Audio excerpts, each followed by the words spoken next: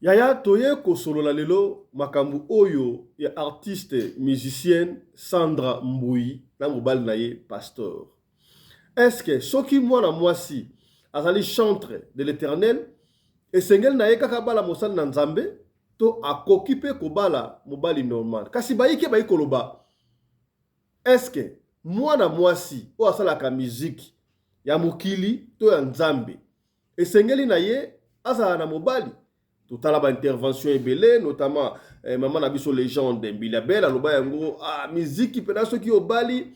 Moi ça à la mobile la musique et simba kate po mabe ko ya kaka. Ba producteur ko mona ba producteur, ba ko na Rolanda na bohème. Ba yiki ba yiko ba penote. Moi ça ko la musique à condition que mobile na yepe azala musicien ba yemba kana mobile na ye. Sikawa nani azali na raison. Kola na kola muka makambo ezanga kate ya Sandra Mbui artiste, musicienne chrétienne, à Beta Bazenit, à Salamakambo Ebele. Alobi, alingi sous mobile na été, pour akuti mobile na ye, na domestique. Moi na musala, ndengi mama yona nga obenga batbana musala. Bon, pour la mobile ke dona na mwana musala, faut te ute pa ya nani. Et pa ya Sandra Mbui, to e pa ya nani. Na imite epesinga ye mutu kuswa. Ndeko boka expliquer awabi soko lingata kozwa mwana musala, il faut kozwa mwana musala ya o azali kitoko te alongi mabe. Est-ce que azana raison, toi la raison te. Voilà, na linga ito solo la tout parce que bobengi biso e belé. Bolobi papa fiston comment est-ce que bande konyo so bosala bandi sur ça na mbouye bino beti ngo karabu ine. Bo mekana ko loba quelque chose pour biso to nga koyoka o bino bwali ko loba pour epesa biso ma yeli. On a baki l'autre pour l'excès na deuxième session les l'autre kato sur la makamu oyo ya Sandra Mbui na couple et puis to en profondeur hein? Et il y a un peu en boire et à manger na kata makamu to sur les ngo awa na émission ya lelo Mbote na bino bandeko balandi ya radio lokole télévision bisika nyos to bozwami merci na confiance pe fidélité vous allez continuer ko pe sa programme oyo Radio Lokole, masolo et pas wapi chaque fois to kutanaka ko solo na makambu oyo ezali koleka na communauté na biso africaine mingi ya biso ba oyo tolobaka lingala ngai komona ngai fiston pelende tata ya Sedek soki mbali boso o mona biso to senga kana yo o s'abonner soki o s'abonner kobosa na ta soki mukete ko fina cloche à notification pour na yo o rataka ba programme na biso ata soki mukete. Bien sûr mesdames messieurs, on s'approche petit à petit vers la fin de l'année. Na kolika nzambe ya mpungu nzambe ya lola nzambe ya bakoko bakobate na biso kino année oyo la kasi moko na moko kobosa na te ko sala bilan. Koza na programme que les 31 OK de veiller. Oui, OK de veiller, y a pas de souci mais sala bilan année na yo. Banda année bandaki janvier kino esili osali nini. Nani oyo ami nini connaissance nini a apporté un plus na bomo ina yo. Oyo apporté un plus tu peux compter avec lui mais oyo apporté un plus tu t'es là à bebisa ki wa parce que certaines personnes ba ya kana vie ba tout pour la détruire. Alors ça là bilan ya né. Et puis ne vous laissez pas emporter par ma pasteur.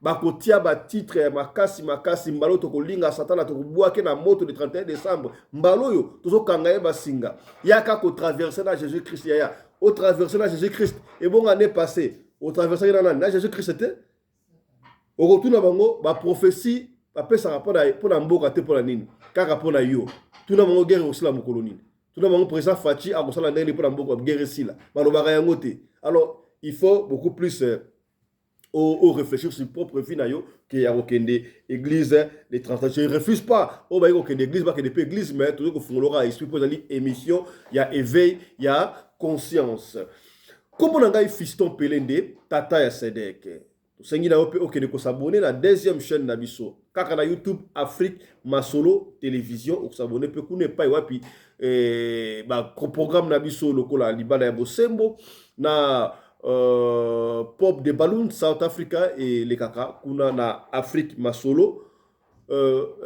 chaîne Nabiso voilà la chaîne de votre divertissement voilà landa biso pele sur na TikTok ce ko kei orobi obeti kaka fiston pelende okomona biso rappelez-vous to baki avant to banda ba live na TikTok il faudra que on d'abord 10 000 si to komi 10 000 biso bandi ba abonné papa fiston la 1000 ko sala live te biso no ba principe avant de ça live na TikTok il faut que ba 10 000 est-ce que comprendre voilà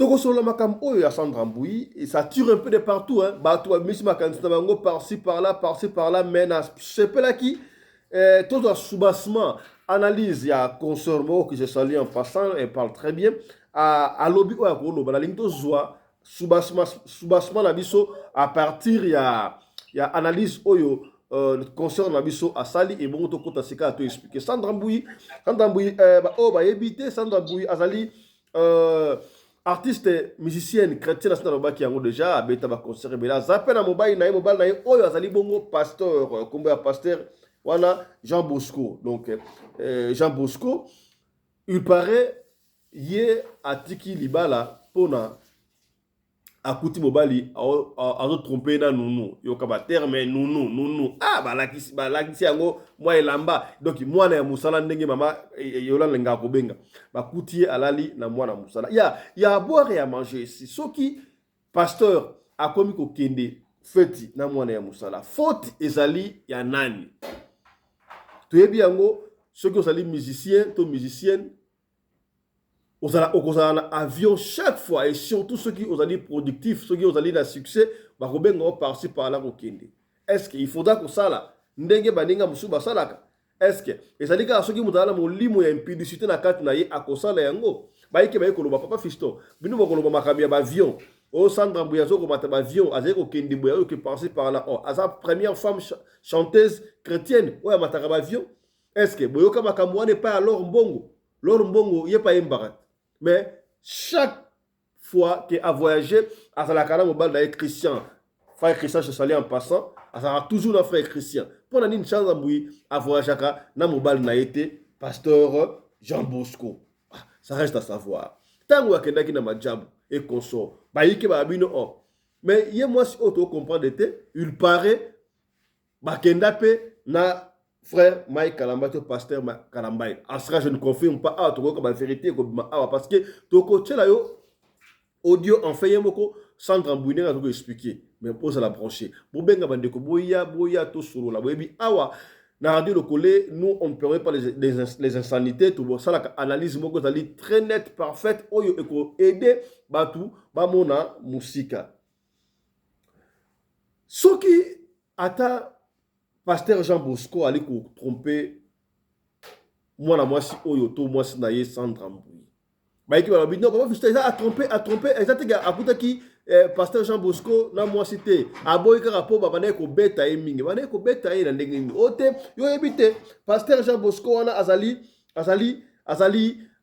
passa so qui sœur Sandra Mbouyi asali mabe olia beta ye moko akobenga lipasa na ya mobali ba ye ba sangeli mwasi ba beti na bi oh est-ce que c'est vrai makambo ça tire un peu de partout kola la makambo sanga raté na lingi avant to kota toi analyse de quoi asali et bon to zonga sika boy to ba ko analyser yango na lo lenge o ya biso ya batu ya bwania ya batu ya mayele yoka makambo de ko alobi en ce qui concerne invité to benga yango divorce to benga yango séparation to séparation temporaire et puis singa mutu ko sona na ndeko mambalobi awa to landa ensemble ngai na bino la suivre. Maman Sandra Mbouyi et son mari papa pasteur Jean Bosco au cœur du scandale. Pour commencer déjà étant chrétienne, je demanderai à toute personne, à tous les chrétiens, au lieu qu'on puisse se moquer de ces couples, c'est mieux que nous les portons en prière avant que je ne commence l'histoire. Donc la famille, on dort, on se réveille, la famille, on tombe sur les réseaux comme ça, voilà la photo de notre maman Sandra Mbouyi, maman pasteur, notre chanteuse gospel, accompagnée de son mari. Allez, c'est quoi les titres? Non, ils ont divorcé. Vous les avez vus divorcer, pardonnez. Ils sont peut-être séparés, mais divorcés, là c'est trop dire. Familial. Qu'est-ce qui se passe? Enfin, à Skip, papa pasteur a trompé sa femme avec une nounou. Donc, étant chanteuse, étant musicienne, étant artiste, c'est normal qu'elle soit toujours entre deux avions. Qu'elle soit toujours, vous voyez, non, peut-être en concert. Elle n'est peut-être pas là tout le temps à la maison. Chose qui est tout à fait normale. Quand les gens se décident de se mettre ensemble, ils décident en même temps de se comprendre, de se supporter, surtout quand les faiblesses arrivent, quand les défauts sont là. Voilà. En réalité, même quand on veut parler du mariage, quand on veut parler de l'amour, l'amour, c'est avoir, ou soit aimer quelqu'un qui tu vas supporter ses défauts et puis lui aussi en retour va supporter tes défauts. Parce que en amour, si tu n'arrives pas, en amour, si tu n'arrives pas à supporter les défauts de l'autre, carrément, il n'y a pas d'amour. Si on est là uniquement pour les qualités, c'est que, en tout cas, il y a des gens qui ont déjà fait 40 ans, 50 ans, ils n'allaient même pas être ensemble. En réalité, l'amour, c'est être là pour les défauts de l'autre aussi. Bref. En réalité, les raisons, à ce qui paraîtrait, qui ont poussé le pasteur à tromper sa femme avec la nounou, la femme qui garde ses enfants, la bonne qui reste à la maison avec les enfants, c'est que maman Sandra est souvent absente à la maison. À ce qui paraîtrait même qu'elle a commencé à refuser les moments intimes avec son mari et tout, soi-disant, ça c'est son les autres influenceurs qui mettent sur leur page en disant que non, soi-disant, il paraîtrait que sa femme, elle n'est pas fidèle, raison pour laquelle elle ne veut pas être en comment être en intimité avec son mari et tout, parce qu'elle a peur du Chibaou. Ceux qui ne comprennent pas le Chibaou chez les Balouba, parce qu'elle est Moulouba, son mari aussi est Moulouba. Chez les Balouba, quand une femme va en dehors du mariage et revient à la maison, elle peut ramener les Chibaou, qui peut déjà soit le mari, soit elle-même ou soit les enfants. Alors, ça, ce sont les raisons que les autres personnes sont en train d'avancer, soi-disant qu'ils seraient en communication avec la belle famille des mamans Sandra. Chose qui est tout à fait d'abord, je trouve que c'est faux. Je trouve que c'est faux, je n'admets. En tout cas, moi, je n'appuie pas. Je suis juste en train de dire ce que les autres disent pour mettre mon avis à la fin.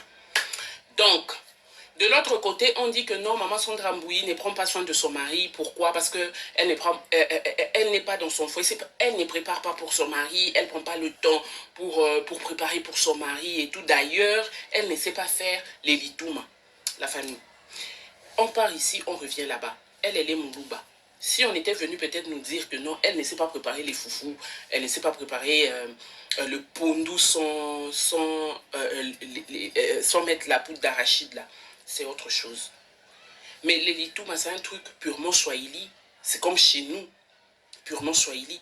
Moi, dans mon ethnie, par exemple, étant round, si une round chez nous ne sait pas faire les ngaïngaï, les oseilles, le poisson fumé, les dongo-dongo et les aubergines, c'est que, en tout cas, vous pouvez la juger. Oui. Chacun, en fait, nous tous, par exemple, étant chez nous, je ne connaissais pas faire les fumbois. J'ai mangé ça peut-être chez les amis, chez des connaissances et tout. Quand je suis arrivée à Kin, c'est avec les temps que j'ai commencé à apprendre à faire les fumbois, les trucs comme les sakamadesu. D'ailleurs, j'ai une sœur à moi, elle s'appelle Candy. C'est elle qui m'a appris à faire les fumbois et les sakamadesu. Moi, je ne savais pas. Et même si je sais le faire aujourd'hui, je ne les fais pas bien comme elle, parce qu'elle, elle est Mukongo. Vous comprenez un peu? Ce n'est pas aussi une raison que le pasteur puisse tromper sa femme. En réalité, quand quelqu'un commet l'infidélité, rien ne peut pousser quelqu'un à commettre l'infidélité, sauf si il a prémédité cela, ou soit il a pensé à cela. Donc, rien ne justifie l'infidélité d'un homme dans son mariage, ni d'une femme dans son mariage. On ne peut pas justifier l'infidélité, c'est à bannir.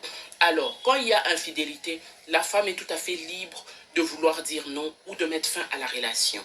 Ça, c'est logique. On est d'accord? Ou encore, l'homme est capable de dire non à la femme quand il y a infidélité ou à divorcer, sauf si les deux décident de se pardonner et de se remettre ensemble. C'est un peu ça. Voilà maintenant, dans tout ce qui s'est dit sur les réseaux, la sortie médiatique de notre pasteur a tout renié en disant que tout ce que les gens sont en train de raconter sur les réseaux, c'est faux et que lui et sa femme sont belles ensemble. Qu'on arrête de dire n'importe quoi sur elle, n'importe quoi sur les pasteurs. La famille. Maintenant, moi je viens, en qualité d'un enfant de Dieu, je dis, être un serviteur de Dieu, ce n'est pas facile. Voilà. C'est d'abord quelque chose de difficile. Ça, c'est de un. De deux, les femmes entrepreneurs, les femmes commerçantes, les femmes qui ont toujours été... Voilà, c'est ce qui est important pour nous, si j'ai voulu dire ceci. La simile maloba oyo de commencer oyo à lobby, que non, la femme peut divorcer quand tu as infidélité de l'homme. Donc maman wana tapé à côté, ça n'engage qu'un gars on ne divorce jamais quand il y a infidélité, il y a homme dans les couples. L'infidélité de l'homme, et ça la rend dingue, infidélité, il y a femme, nakati, il y a couple. Plus tard, elle a dit que ce que le ngozo a nous, moi la musala nde wabengaka, il faut que soit moi la musala elongi mabe. Est-ce que ce qui aussi moi la musala elongi mabe, ça ne veut pas dire que mabe est kouyate. Wana d'une part. Sandra Mboui a divorcé Mobali na ye soi-disant parce que Mobali a bandaki ko tromper na nono. Sandra Mboui soye comme le Mboui a fait a lingi de sous kokende feti na Mobali na été pasteur Jean Bosco. D'après Batne Bataille Koloba. Tout ça la analyse. Mais si kawa boye baiki baiki Koloba azo ko boya kokende feti na Mobali na ye pour so ka feti akokufa Chibao to ba Chibao ekokota. Est-ce que Chibao ça la kaka soki mwasi akei libanda du fait akozonga na kati ya ndako akoti to il faut basa la fête pour Chibao et se manifester. Ils ont pesanga mutu kuswa makambo ekoloba wana. Voilà, ngai ya mbona yoba la yamba koloba na kupesa wana maloba et pas ya ba intervenant na kubanda na Mama Yolande Balengo la télévision, la voix qui dérange. La voix qui parle très bien, la voix recherchée dans le monde. La 5 minutes que peut s'abonner. La chaîne il y a Yolande Balengo la télévision. Et puis il y a pas la analyse qui toque. Il y a coupé sa mission à Vinaye. Makambo à ce moment on dit Makambo Italie. Maman Sandra Mboui. Maman Yolande monte na yo. Mbote na yo papa Fiston Pelende. Mbote na bandeko no surtout tozana bino ana panel. Mbote na commandant Anderson. Commandant Anderson bambote na yo ba joindre na auto comme déjà pour l'année yango yo bambote na balandino surtout ya radio lokole télévision. Maman papa Fiston. Oui, maman Yolande. Makambo ya maman Sandra moni ya ngondeni. Bon, makambo oyo vraiment la version eza ebele. La version eza ebele mais eza facilité hein. Eza facilité couple o déjà bobalana na miso nzambe na miso na biso na miso famille couple weza na bana kokabwana kana facilité boy vraiment zelo ko ezo sala passe na kati surtout bana baza na kati eza na eloko penda mingi ngana lingi na sepeli na ngote komona surtout famille ya pasteur Jean Bosco bamati na panel pona koloba o baloba ki je crois que batunyo surtout balandaki baloba gini rappelez moi bana baloba gini bon bango baza ko accuser mingi mama Sandra pona divorce balobi aibi kolamba te mama Sandra aza impoli afingaka mama na bango mais ezaki pe na batu mususu o bamataki pona ko intervenir kozwa pe part ya mama Sandra que marambo belle famille bazoloba eza lukuta muto abanda kofinga mama Sandra ba bêtise ba se ya makolo ba mama ezala pasteur Jean Bosco muto abanda kofinga mama Sandra de mama Sandra je peux dire que il était à ça qui droit de réponse ndenge ezala ratango la kisi mona kofinga il faut supporter lobi pe mona kofinga na miso ya batu. Bon pour moi lelo vraiment ba faire ba divorce divorce ezo zo place parce que considération na kati ba mariage ezate lelo batu batelemi baza contre maman Joël Kabasele ndenge appuyer na ba jeune fils célibataire ke ba bala ba homme de Dieu te mais ezana biso batonete ezana binet nga je peux dire que moi de ma part na sepele na prédication wana parce que les hommes de Dieu sont des hypocrites au moni ko bunda ko swana na kati libala eza naturel biso bato to ye libala sika biso bato kuti yango te ko banda bakoko na biso ba mama na biso baleka na ba épreuve ya mariage donc c'est-à-dire mariage eza na eza na meilleur et pire. Donc ba pire nde eza ba place au mo ba compréhension ezalaka ba fidélité ya mibali ba biloko ya boye nde yango place ba pire. Mais soki na kati ya mariage wana oza na considération na yo, oza na ba valeur na yo, quelle que soit infidélité ya mobali nga penza neti Yolande yangani na kati. Soki ozosala bondumba no na ba balabala, peut-être na yo karaté ou bien soit ekomoko mobali pe oyo osengi pardon to continue chemin na biso to continue konfufre kitoko. Mais soki mobali yo ozoya kolakisa nga pendant que moi je suis à la maison, toi oza na droit ya kobima na ba domestique na nga to na entourage na nga. Si ma respect n'est pas en place, wana vraiment neti nga na kodivorcer. Na kodivorcer, mais mobali azokende kosala makambo na ye libanda. O nga na yebi na nga te na koyoka eko même na tuni mobali na nga asengi nga pardon soit andimi te mais na yoki kaka ya par hasard. Donc c'est-à-dire na kokoki ko divorcer pour na batiza wana te. Mais o ekomi ya lelo ekomi do mibali baza susu na respect na basi na bango te do mibali te baza bo bazozwaka basi na ba entourage ya basi na bango. Donc c'est-à-dire que manque de respect, manque de considération.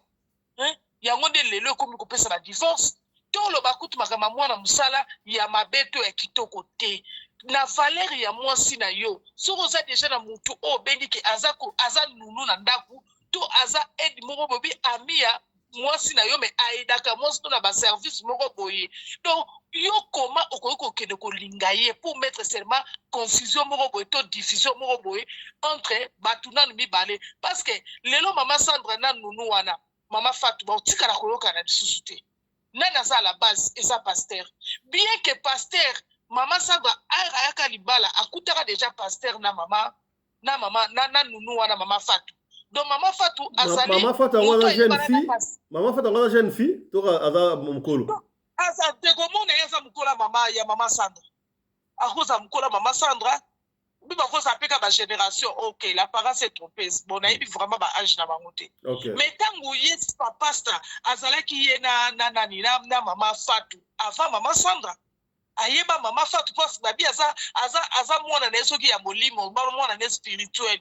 Mais mwana na spirituel de simple ke Bible, ba betaka magoda, ba sala ga nyonso. Mama Fatou na soka azala ki nga na place na nga, koma ngai koto na betaka magoda dia na pasteur. Mais ya kenda ko bala basi mususu nga na bimaka kaka mwana na spirituel. Oso comprendre. Mama Sandra ya kuti bango, c'est à partir ya pasteur ne Mama Sandra ay koyeba Mama Fatou. Oso comprendre. Donc, bah, format déjà famille. Maman Sandra, aza musicien chrétienne, a voyagé partout. Akenda reza according musala na boba yoka na ina mobali tout comme mobali pas pasteur akenda ba mission partout bas ba ibinde basala makam na bango ko ba na ba pasteur bango mo ba yi makam na bonde basala reza lokwa net ngai nde na sala libala nanga na linga mobali nanga na yebike mobali nanga aza chauffeur à track akenda ra 2 semaines na Congo asongi. Donc eza ndenge ngamoko na accepter mariage nanga ekindi bongo. Na kuti bifesa mobali nanga donc c'est-à-dire que naza ko puyango soki akeya ye entre koti eza ndenge moko na pasteur na Mama Sandra wana na okota de dante eza musala oyo eza ya bango donc ava babala na to soki mama pasa kutaki Mama Sandra kutaki pasteur ayebi ke ba pasteur bakenda ba convention bakenda ka bodo ti acceptaki andimaki wana kutu na okota Mama Sandra na pasteur nda aboyi muninga. Bon, nana yoki Mama Sandra nem ta sengi divorce. Et puis Mama Sandra a sengi divorce. Oh bino baba to asa ko interpeller na kati ba réseaux sociaux. To landara non pe mama lo baba. Balobi ba pasteur wana baza ba violent. Omoni na kokoza la peine libala moko naza na ba condition kitoko o batu ba enviara libanda. Mais si ma place à l'intérieur ezate yaya na kondima bato libanda ba finganga. Donc libanda za torture te. Kobetaka mwasi ernyo surtout non. Omoni kobeta ya bolingo ya moya ba kobeta ya bolingo ya moya ba paraza nde libanda biso ndenge kendaka. Oui, ça se passe. Mais balobi ba mobali ya Mama Sandra tozola na ba témoignage côté na ba réseaux sociaux. Ba témoignage ezebele. O tozola na kati ba réseaux sociaux pour na mobali ya Mama Sandra. Ezaka mobali ya Mama Sandra te na lipasa wana mususu. Do ba petaka bana do baza ba dictateur moko pas possible. Donc c'est-à-dire que Mama Sandra pour nanga namoni a privilégier ka respect na yo. Mais est-ce que c'est vrai que ndé balobi maman Sandra au senga divorce parce que akendayi ko abimili banda na ba musu bakena o majabu na ba pasteur mususu donc yepe donc azobanga chiba o soka zongi na ndaku loki agokufa pe mwana a divorcer. Wana ka makamba ba internet wana ya l'occultation des mensonges.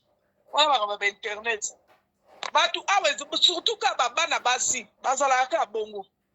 Batikeli bango pasa bo soki pasa soki Jean Bosco bakelo kobala yi. Bakelo kobala pardon. Maman Sandra botika za na kimia lelo na okipasi belle famille bakomi ko matana na ba panel pona ko finga bano ya bango moko baza ba autiste. Bano ya bango moko. Do bango bazoka sa baza ko emilie bana ya Maman Sandra oke bana ya mobiande ko na bango moko. Donc et comment ça la mandenge ni soki batu bazami balé na couple bana ba problème. Bango moko ba lekite po ba poser biso ba problème mais ba belle famille ba komo matana ba panel pour ko finga baso ba leki wana pe bana bana kati. Nous sommes en train de Maman Sandra paye du fait à ko voyage à mingi a otika vie déjà normal. Et donc ça la guitare côté mais tonton tanga bimisa bila ma vera mo ka bien. Honorable, aux parole. Honorable Zela, si j'ai pris, s'il vous plaît. S'il vous plaît. S'il vous plaît. Honorable, s'il vous plaît. Aux parole. S'il vous plaît. Maman Yolande. Maman Yolande. Maman Yolande. Maman Yolande. Émission dans les bandeli, s'il vous plaît. S'il vous plaît, émission dans les bandeli. S'il vous plaît. Mais au moment que du fait qu'il y a Maman Sandra pour voyager chaque fois à notre vide et belé pour la salité de tout le bail des bandeli awa le coup la maman Laure Mbonga salakana na papa Christian va voyager ensemble il y a vous voyager moi sindengo na voyager atiki mobali yemoko bakambelela kune ata bakamabele kiti mobali ko sala kimate est-ce bakanda wante ngwana sali kepe akendaka na nunu et puis Maman Sandra kuma iko boya ba intimité pour na objectif nini mobali oya yo apesi mbongo il a besoin de Koboy.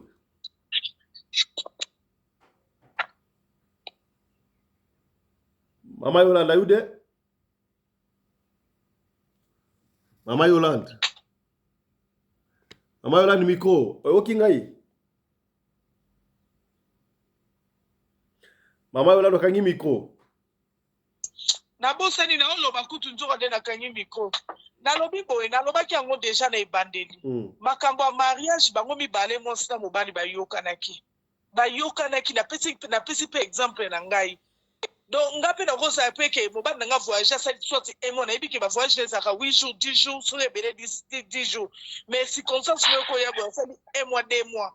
Donc c'est-à-dire ntango nandimaki libala il faut na supporter nakozalaka na bapense ebele te ke ndenge aza kuna peut-être azosala boye peut-être azosala boye donc wana eza ba internet ndenge toyeloba jusque là papa ye Jean Bosco soki pasteur Jean Bosco ayina nkoloba eloko te mais pour la nini Sandra Mbouyi Maman Sandra Mbouyi azokoboya baintimité mpona nini na objectif nini nana ngo ayebisi bino ki azoboya nana ngo ayebisi bino nana ngo ayebisi bino ndenge baoloba te.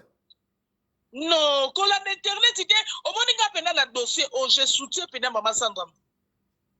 Parce que, si bazo souffrir na kata na bala, nazo soutenir Maman Sandra Mbouyi. Donc nazano na ba réserve tout un autre dossier on ngezo kindi. Ce qui dossier moi ekene mabe, donc c'est-à-dire que pasteur Bosco wana akoma ombre nanga. Est-ce qu'il faudra que soit nous to moi na musala elongi mabe pour nos assurance?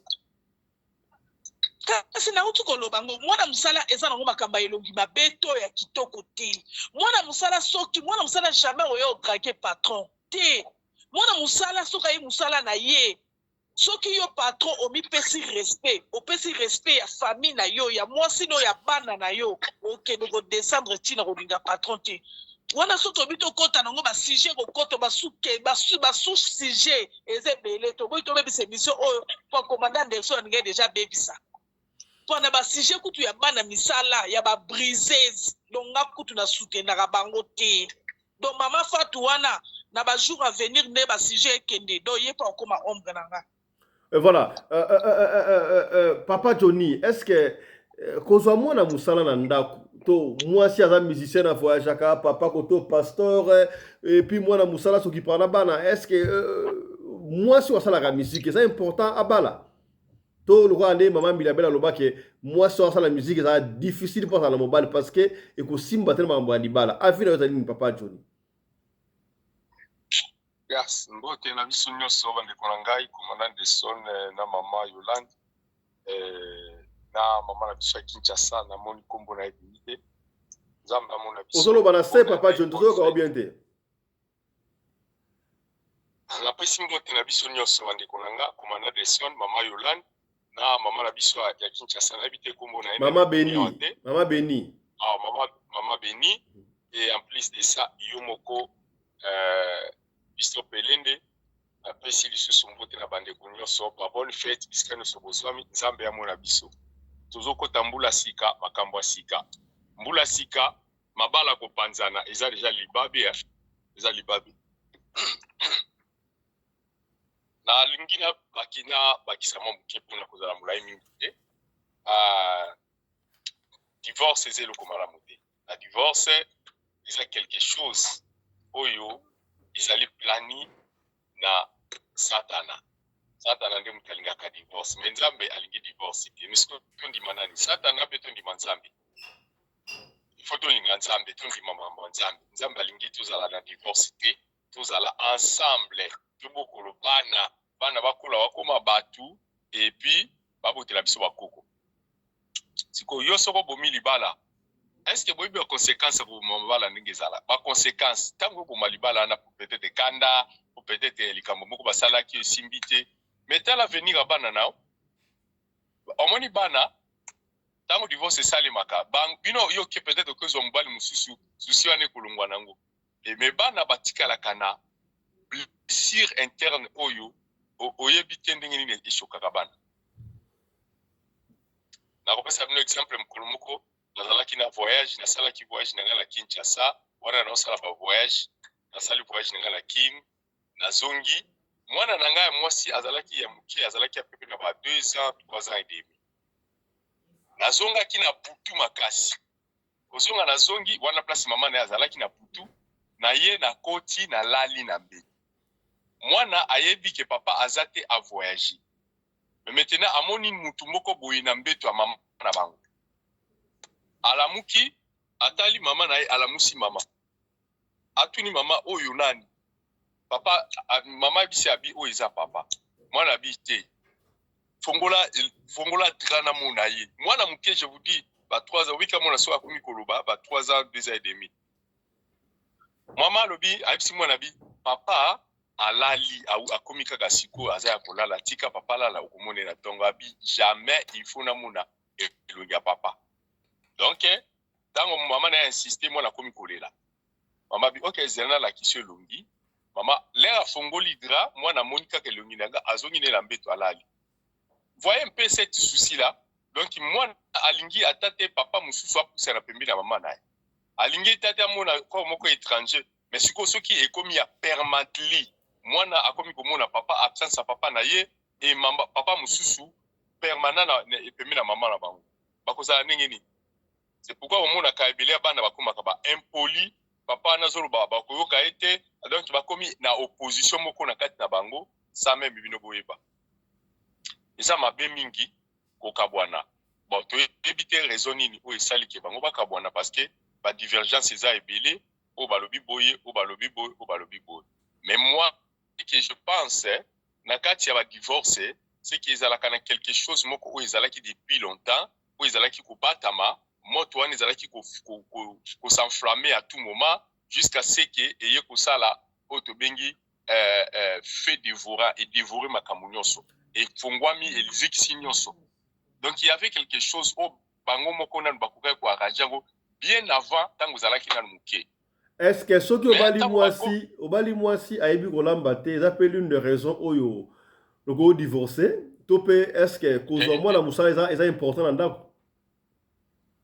Papa eza bongo te obike il y a aussi ndenge tolobia tozobala na bikolo différent et ba kolia na biso pisa différent neti nga personnellement pa na biso basakata toliaka kwanga mingi toliaka mosaka mingi toliaka mbisa mai koleka donc mbisa mai ndeza damas na biso mais maintenant na eko bala mukongo alambaka mingi ba biloko kokauka kokalinga mbisi nde kokalinga soki na PCM bisa mai na bilambe na ngande balamba kana modèle na biso ya mai osali kaka tobengi bouilli bouillon atokisi soto nyonso okali na est-ce que bon ya na bongo te mali ko senga bino soki ozolamba bongo bikolo mutusu lamba pe ndenge nga na lingi po esepelisa po ozo continuer kola et puis na bana nga mingi bakomoka soki eloko kokani ngete bakolia te omoni mais toutefois ezali problème ya kokabwana te wana eza mamba mike naza pe na moninga moko awa abala mutu ya Lubumbashi ye aza mutu ya Kisangani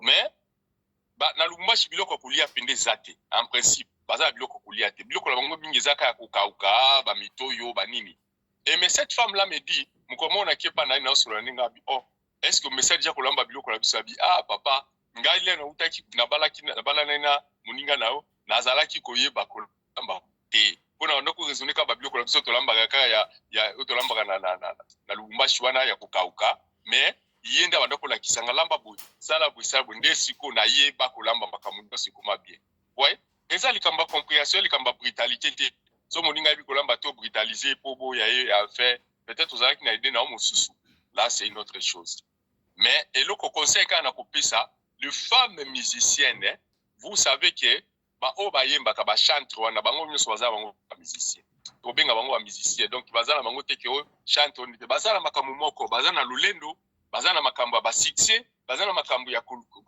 ba présentation biloko moko lolengi wana mais est-ce que ezate Sandra Mbui ndenge to dire ko image moto la saki yango pe awa Sandra Mbui azoko kota bien bagarre de corps le kola balwa lever ki ba policier koto a concert moi gloire wana zui et ça li que peut-être akoma orgueilleuse à moi le kola ba yebi monde mobimba akomi ko mona mobile na elo côté ya yeba ni ko ka mobile pesi moi orgueil wana parce que on ka mot très important awa que musicien na musicien to musicien na musicien ya mukito ya bobaka ndenge moko moi gloire wana pesi que minimiser mobile eloko na zolo baka yango wana dans eloko wana eza eloko moko oyo yo jamais mutu nyonso akomi na gloire soko zali na molimo mosantu te koyeba ko parler yango te et kozala vraiment pratique même possible bato ba mataka lolenge wana soki oza na molimo mosantu te okozala jamais la protection ya ko barrer succès wana donc disons le fundu wana ekotela kaka. Et en plus de ça, ngana sepelaka mingi tomoni neti femme Tamar, Maman Laure Mbongo, ce sont les deux femme Tamar Tintin Suyewana, Tintin. Ngana zolo balika mususu yo kena makamusu, nazo bandenge batambola kana mibali na ba. Ah OK. Zolo basir la divorce. Donc omoni ndenge batambola kana mibali na bango, c'est-à-dire batoyo azo éviter les problèmes. Ayebi que succès wana zo kene na yango ça va yeko attirer na ba problème ebele. Et alors azo kene pe place azali ye moko et avec beaucoup d'honneur ba ke ko la laisser na ba hôtel o ya ba 5 étoiles ainsi de suite. Imaginez-vous une femme na ba place wana azaye moko. Akozala ndenge ni. Et c'est difficile pour na ko contenir mais ngana ko lobaka ke azali mwasi azonga sima azala moto atala nanu balolendo ba fier wana te ba musicien mais atala l'avenir ya bana nae amoni bana tango ni maki déjà ko bala c'est que yebaki ke ba conséquences ya libala kokozala pona ngani ndinga frère Johnny na sala makamula nga toujours dans double sens soki nazo sala calcul moko na chaka pe conséquences nango kozala nini au cas où esali boye comment est-ce que ngala kobima donc nazalaka toujours na double sens dans Moutounanga. Voilà. Donc, tant que yo balaki, sachez qu'il y a aussi des problèmes na katia liba. Les akaka teke et que na kaka bien non. Balobi na katia rose, ba épine ezalaka wana. Ozwa rose. Donc yebaka épine ezana ce que oyo kozwa rose, épine piqué yo okotika te po osimba rose na yo po ozwa yango. Donc olandaka rose na ozwa. Voilà. Dans liba les sapeka ndenge moko. Il faut toujours maîtriser divorce ezali loko moko mabe makasi nga kutu ko permettre ngote na kolinga ngote. Merci papa Johnny. Soka lobi ke akangaki mobali na ye il faut ça la siko examen ya conscience okanyi mobali nao na boy ndenge ni comment est-ce que okangaki na boy parce que yo au garda qui mobile na bien té. Merci papa Johnny. Qui suspect déjà bien avant, il fallait déplacer kana mobile na yo. Pour oser na contrôle la mobile na yo. Mais tant que tika mobile en même temps que na mutu na ona souci que voilà, mobile nanga lokola tikali na bonne baza ko baluka, c'est que yo poké ko baluka. C'est ça. Merci beaucoup papa Johnny. Maman parce que que na conscience merci papa Johnny. Merci papa Johnny. C'est ça papa. Ouais voilà. Merci. Maman Béni, lecture na yo pona na yebitu bengango divorce ou séparation. Il y a maman la musicienne Sandra Mbouyi na mobile naye pasteur Jean Bosco. Maman Sandra Mbouyi alobi Jean Bosco ce qui moi bébé salami ba beta kaya ensemble na li passe na ye koto Jean Bosco pasteur alobi moi si na ebi kolamba te et puis moi si à voyager trop yango akei peut-être na moi na musala et comme ça est-ce que moi si oyo asa musicienne ou asa star à voyager trop et à ça na droit ya kobala toi na droit ya kobala te est-ce que kokanga mobile na ona mwana musala domestique yango ça que il faut oboya oya na divorce ngata libala lecture na yo ezali mama Béni na makambo oyo sabi ya papa Johnny micro mama Béni fongoli micro te Bonjour Libota, bonjour. Bon te maman. Bon. Ngai ndeti na panga nga. Mais tout ça na roba. Comment ils auraient akitisi moi sinae. Akitisi moi sinae pour nani. Kozo moi msa les ama bete. Kozo moi msa kitoko be ani les ama bete. Mais moi msa la pe azana ma bete. Moi msa pas ama parce que mobala za lokwa ndeti mwana muke. Mbala ko mona lo mo ezo attirer pour appuyer na peme pour simba. Mais soki yo oboyi et ça la matin. Akiti moi sini na place avec maman c'est un rôle au bâti. Très bien, merci beaucoup Maman Béni. Topes Maloba et pas à mon ami personnel, le commandant congolo Anderson de Djobour, la voix digitale, porte-parole de la communauté congolaise Afrique australe, Mobali à Maman Kofi. Au moins, vous pouvez croire à Koraman. Mbote na yo honorable Anderson. Lecture na yo makambo ezani. Mbote fiston Pelende Tata ya Sadek, le patron de la presse congolaise en Afrique d'ici de mon ami personnel. Mbote na biso na mama Rina Pelende, mama Oyo Akabaka, koleka de mama Denise Nyakiro pe koleka mama Olive Lembe. Mama Yolande Balengula TV, mbote na yo. Ngambo mama Yolanda aso awa na papa Kabase les places azali aibi déjà que non de loke ko inda awa papa Johnny Mbote mama Béni Mbote ba ibanso ba Olanda biso mbote na bino bandeko il y a boire et à manger dans ce dossier ici batu oyo ba yela biso la bilongi ba meme ba yela biso na bilongi ba santu entre-temps batu ya mokili lokola biso lelo oyo ba yokisi papa Johnny Soni baokisi mama Yolande Soni batu oyo boza komonaka baza ko escroquer bino na komo ba église oyo tala banda ba malhonnête basangani baza ko Allô donc upstairs. Alors batu oyo baza ko escroquer batu bakomi na babiloko moko boye oyo eza nango na très moko te na bonzambe batu oyo ba divorcer. Bon, tu vas la petite sœur, n'importe où tu l'as awa, azana no lengue penza azana no jeune fille, il azana conseil moko te a ko pesa ba marié.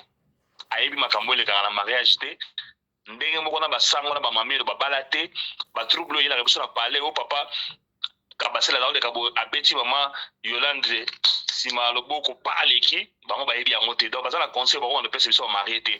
Petite sœur wana ya ko lobaki non, il faut qu'on soit bonne et longi mabe. Ayebi alubia te ayebi ne yango te so les la kine wana me basa bilongi mabe babala raté or hier a une expérience moko te ya la vie pour avoir pesa biso conseil bandeko omoni makambo oyo ya mama soki Sandra bon bokomisa bango ba mama trop ye mona na mobali na so na 42 ans ndebe oyebisa biso ke papa soki Bosco Jean Bosco ngai bo permettre ngai na sala âge na ngai petit na bino wana soki Jean Bosco na petite sœur wana Sandra Mbui na yoki papa Johnny alobi awa ke non il faut baluka babongisa te eza deya trop papa Johnny moyen batala nsima bazonga bato ezali te parce que na sina yoki déjà nayebi te mama Yolanda akoconfirme yango on dirait famille ya mwasi bazongisi déjà mbongo ya libala au juste eloko bato bazoyeba te sur les réseaux sociaux c'est quoi dans un couple ou bien dans le mariage soki bomoni problème ebimi sur la toile boyebaki ebandaki déjà na cc bameki kobongisa yango esimbi te alors ntango ekosila nde bomoni ebimi sur la toile wana donc na makambo oyo ekomi déjà aller sans retour donc bakotikala susu kozonga te esuki déjà ndenge wana parce baboyani nayoki famille ya mobali oyo ya mwasi bazongisi déjà mbongo ya libala avant famille ya mobali baya na réseaux sociaux bafinga mwasi yeba déjà que le divorce est déjà consommé chikicha cha mama Yolanda yoki motema pasi komona ke famille ya Jean Bosco baza bafinga Sandra Mbui na réseaux sociaux bon déjà bolobi yango bien que non mobali afingaka mwasi donc afingaka mwasi afingi ti na nzoto na ya basi bon nga nayebi nano te basalaka o ndenge nini babandaka o ndenge nini na kati ya bolingo bobanda kofingana oyo afingi opo afingi bobandaka o ndenge nini nayebi te nga na grand prêtre mare mokonzi ya bamama tozali ensemble pendant 24 ans na 24 ans na biso wana mwana na biso ya liboso wana na 21 na janvier akokisa 22 ans nani bamona biso nga na mama na bango toswana te nani bamona te bana nani bayoka biso keke tofandi bo toswana oyo azokanga nani bamona yango te bana nyonso na ndako nde baza na so botuna papa na mama baswanaka bayo biso jamais toswanaka te par contre tosala dans la discipline totambola nango nakosilika nakofanda mpe keshoke mema nalobi se tata 2 jours mais kovanda kobanda koswana esalaka te asala komona te koswana kofani te kofingana kobanele mais bino bato bokenda église boza église kovandisaka mpe bato boza koteya bango orekoka kozala la maison oza kofinga mwasi ofingi na bapartine ya nzoto le dimanche comme ça tu montes na chère kuna wandi koteya bato yango baeglise oyo boza kokenda kosoka bamalédiction mosusu kuna pourquoi parce que boza kotikaka bapagano oyo baestro bato moko boye basali bambikuti ya lobi lelo bakomi bapaster Jean Bosco Kindomba so Jean Bosco Kindomba oyo nakobosana yango te paster ya kala na Kinshasa wana akabwani na mwasi asali émission alobi ke non libanda bapesanga bavaleur mais na ndako mwasi azokanga sans valeur lokola papier hygiénique. Vous voyez les gens que vous suivez bato na badimanche batiaka bino mambo bomoni yango papa Johnny yebisanga sikoyo courage nini oyo oyebisanga susu nakende na église epa bato na bino parce que apôtre Paul alobi soyez mes imitateurs comme moi je suis imitateur de Christ. Donc bango les soi-disant serviteurs de Dieu il faut pas être imitateur à apôtre Paul comme ça va c'est l'exemplaire biso bapagano te bakolanda bango surtout bango basoi-disant basali na nzambe baza na immoralité élevée, une politesse élevée avec une éducation très mal. Comment soit des serviteurs de Dieu, aucun de confinement, moi, sinon, au final, tu n'as pas partir à l'enzoto. Donc, tu peux même aller ingérer même ta belle famille dans maman Bokilona. Yemisangai. Moi, ça répond à mon financier. Comme il m'a donné la famille complète. Et vous les bandimi, donc vous vendez gana, maman pasteur à l'obé, tout ça, c'est mon domaine, maman pasteur n'a pas ça qu'à Gucci. Nzamba zote bila pa ala kile bila mapepa mbongo na bino si la bino comme ça pour ça moi que nous sommes là bato na paka na ba bongo pour ça ba. Voilà comment vous vous faites escroquer comme ça par les gens.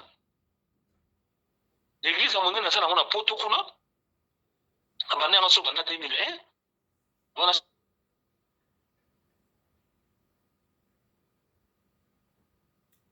Allô? Voilà, là je crois que la connexion pose problème du côté de notre intervenant, commandant Anderson. Et je crois qu'il va revenir d'un moment à l'autre. Tozo Kolobela, situation. Il y a Maman Sandra Mbouyi, artiste, musicienne chrétienne. Na Mobal Naye.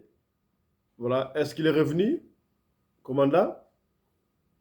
Voilà, et le roman commandant au Tukoloba Awa, il y a évité si c'est vrai ou c'est faux, vous allez nous confirmer. Est-ce que c'est vrai que famille à Maman Sandra Mbouyi, Bassi Bazongi si d'autres? Il y a évité ceux qui Bazongi si yango déjà, donc ça, ils sont allés très vite en besoin. Il y a évité pourquoi très vite? Parce que ma Kamango Baniga récemment, est-ce que.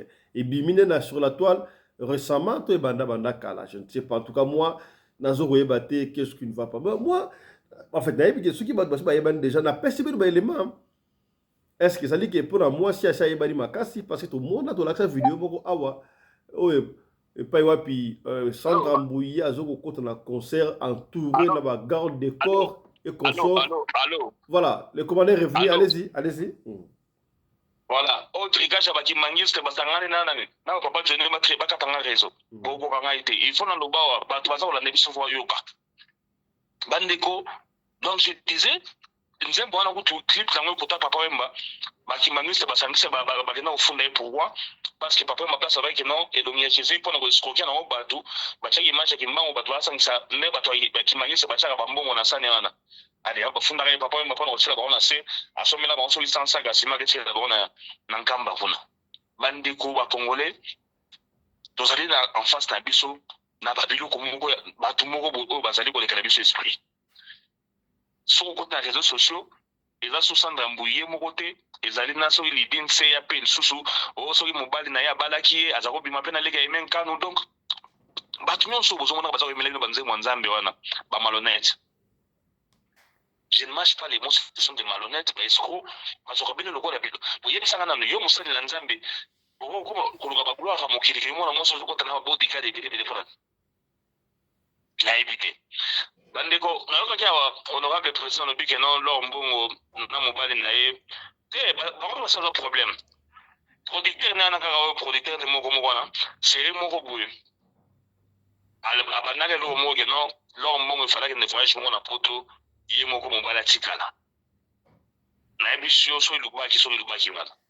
Na ebisio garçon na Christian facha mabe amabe. Alors lui Mungu soit tokendete nde asuka esala ke ba programmer ni voyage wana ba okende bango nyonso ezali na eloko bato wana ce sont des malhonnêtes donc ozomona bango wana awa bazako taxer petite sœur wana soki suza ke non aza mwana mabe akelingana ni asali soki mobali bavance pe mobali mutabandie toyebi yango te ane bango banda e banite parce que mobali ya bali mwasi azaka déjà na mwana mwasi wana soki pesa bilei na ye ofele andimaki na ye soki lelo ekomi ras-le-bol e banite mais na conseil biso tokopesa bino bandeko na biso ya basi lelo ko soki osala problème mobali ya bo éviter makambo na bino koya na réseaux sociaux omoni awa sœur na ngai mama Yolande avec motema pasi pourquoi famille ya mobali bakomi koya kofinga bana ki ba autiste et bisanga tabino mo fana makambo bo gérer bien autiste na Afrique bakoza la ba enfant moko inutile mais na poto autiste ba randa la peine famille riche baranda pe famille agréable ba autiste bozomona na poto wana par contre ça va na ba classe et puis basala déjà constat que non ba autiste baza makasi surtout makambo internet oyo mais ce bino beaucoup finga bana na ba autiste or beaucoup na niveau ya finga bana parce que ça sandra mbo mutaboti bango est-ce que zemena za ya moko mtocheki zemena za mwana na bino escroc wana yana soki escroc soki bandi wana yana ya Bosco ya Jean Bosco. Donc vraiment bande ko na kosenga tozala na moi retenir na nga monyoso mibale parce que makambo eza susuka te ke ono donc comme ça na analyse et puis wasuka na analyse te et comme ka ndenge za na ngambo mokili ono Jean Bosco famille Jean Bosco et pesa ki bana baso ba impolé ba mal éduqué oyo no et pesa ba mbongo ba batumba famille na batumba Sandra Mbouyi na famille na ye ale ba koto pe ba préparer revanche et continue chiluba na kati wana avant na chité na wela makambo oyo mwana na biso na muke ya mwasi apesi biso abeti lisolo wa alobi makambo ya chibao que place moko ba ke Chibao et en effet pour ko yoka na mwasi na mobali bolimisani eleki na non non c'est pas comme ça Chibao za ne wana te Chibao pona ko éviter yango soki mwasi atambolaki ezala na ba cérémonie moko ya makasi place dans notre clé à liboso ko kanga yuza ke non tant ba bomisa ngo ba sa ba cérémonie yo mwana mwasi fo banda ozala mutakala na coin obandi kotambola mutakala na coin na bifurcation ti oyo kota na lopango na moi est-ce que okoka yango osimbi ba biloko ya ba cérémonie na maboko ezaka tellement pas que yango mwana ba éviter yango il faut refuta bantaba il faut faire beaucoup de cérémonies alors mobali il faut na bolingo na yo pona ko ndima ba afuta pona ba cérémonie wana je peux encore me rappeler ezana na petite sœur moko a utaka Congo a libala na Cape Town abela ki akufi ba même hôpital boye avant kufa malade mona na raté au finish mobala tuniye mais il faut y savoir la vérité parce que na bala ki yo ozali na mbushima ozali mwa muke na futi ba billet oyo ya malgré na zo ki retard oyo koma awa ngana ba ozali vierge comme il y a déjà des vierges qu'est-ce qui s'est passé moi na si aya ko tubela lo ba non tindike ro aya ki na nzela ali ki mbembe ayebisa nga so na boyo cd akotika nga na zamba baliomba olia ngai alors ko banga nde na sedaki na yo koma yango moni ba malade compliqué nga boyo après ko tubela le jour suivant akufaki tant akufi petit wana tanke autaki fraîchement na Kasai avant comme na Cape Town alors baki akomona bembete ya mwasi asala akufi na Chibao akomona bembete or la femme n'avait pas de famille là-bas et là comment ezalaki te babengi nga na Cape Town na sali musala na pesi communiquer tant na pesi communiquer 30 minutes après mutabengi nga en Afrique du Sud na Jobourg na pesi numéro ya batatinda ngai message babengi Cape Town ba ko relier cousin na moi azala kuna aiba kite il a regretté que non baza informer cousine sa couper donc makambo chiba wana ezaka pena ba jeter peut-être biso baluba wana Android oyo neto ko sakana nango mais makambo chiba wana ezala jeter ko kanza on te exagérer soko moni ba jibe lelo o ba solo na ba midame ba réserve ezali eza ko banga ba makambo mususu chiba oyo ko webisa fina yo chiba oyo ko kotsa liwana kata ndako bana ba ko no kufa ti oyo otubela on appelle moi so beli liboma alors soki mobala sa yokaki eke asantete pona bolingo azaki na envers yo soki obongisi te ezala ye mobala ko kufa bino bandeko na biso basi nayoki awa so balobi ke Sandra Mbui ayebi kolamba te toko kotela yango toko kotela ete ya to sto mona ngopeke no moi si to boki pona ayebi kolamba te combien de femmes to mona ka exemple moi si ya petit na biso nani Mike Alambai baloba nini la petite la trop brune bien jolie femme et puis kolamba te alinga ko deblo restaurant parce que puis kolamba te alors ba maman wana pe comme pas responsabilité ba maman Yolande boti bana basi il faut l'accès ba kolamba ba yeba déjà makusa très bien papa liebo azofi bana na misapi c'est très bien pour yo ya suke rosa lake il faut te passer conseil na conseil oyo to pesa toujours pesa on se prend na Sandra Mbui na Jean Bosco te parce que ya ba on a fait cette comédie ils ont déjà allé sans retour et c'est début déjà donc pesa la conseil na bino ba iko na globalité boye ba kena bolingo matata ça toujours apprenez à gérer vos histoires seuls au moins ndenge Jean Bosco ta ko sala que so azana problème na mwasi na bengi lipasa na ye eza malamu te ozana problème na mwasi na obengi ba parents eza malamu te apprenez à finir vos histoires dans les foyers seuls ngai na mwasi na ngai eza na mutu te otobenga to vendre sabo ya ko contre ce problème azala raté peut-être yango peut me ça la rakino to zala bien na ba problème na biso to résolve quand biso moko ba tierce personne o ba parent beaucoup de sabonté na ma problème na bino couple voyage moi est-ce que musicien na ko bala ou pas musicien na ko bala mais ko voyager na mwasi na yo ou bien ko voyager na mobali na yo et ko épargner na makambo ebele ya mabe bokine papa Johnny le biao moi moi ça y va loger dans tellement 5 étoiles baza ko lengele na ba ko servir bien ba tentation roya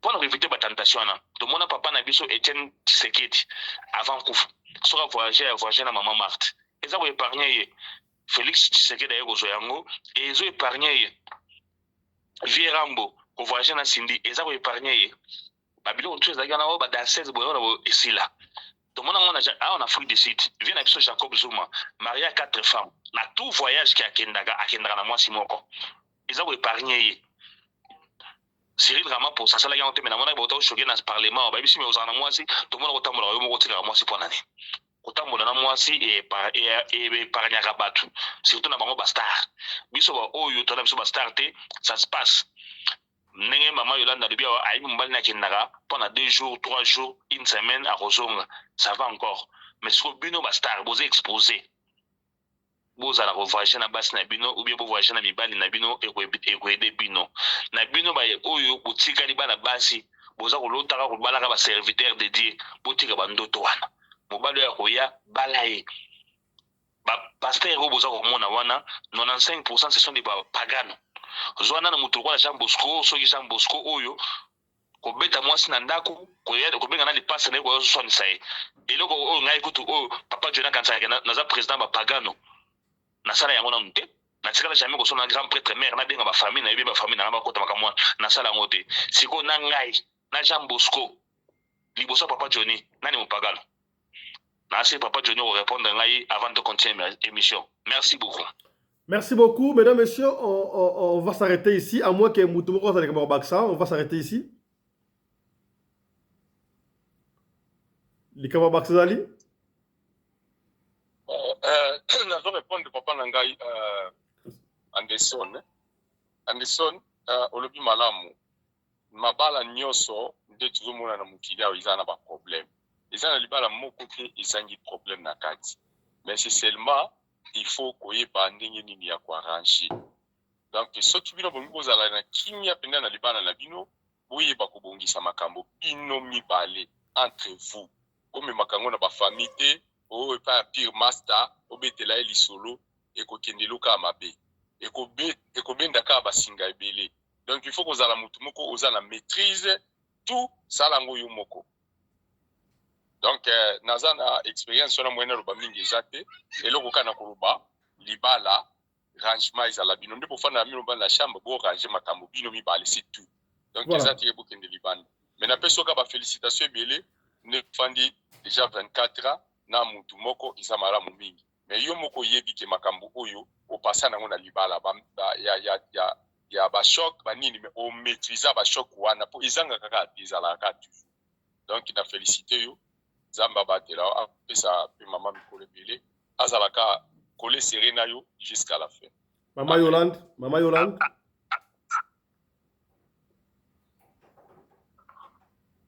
Non, ya kobakseza la ngote merci, obakseza te. En tout cas, pasteur commandant Dexon, félicitations pour le but pénètre très bien. Rappelez na compte pour pasteur Onion surtout ba komo okisa ba tout soni. Commandant ko pasteur na ba musicien chrétien no baza différent na ba fali bango ba osela musala nzambe na gloire bango kutu ba lekete ba musicien profane na ki gloire bango ba koma koluka nga vraiment na saka contre bango nga na saka kutu te que fidèle moko azaka derrière ba pasteur ba prophète ainsi dit bango jamais nga kutu na saka contre bango. Merci beaucoup. Voilà. C'est par ici que nous bouclons deuxième session d'ambition à Mokula Lelo. Portez-vous bien, joyeux Noël à tous. Restez branchés sur les antennes de la radio-télévision locale. On se retrouve tout à l'heure là. Allez, portez-vous bien. Santé de fer à tous. Chap chap. Et tchara.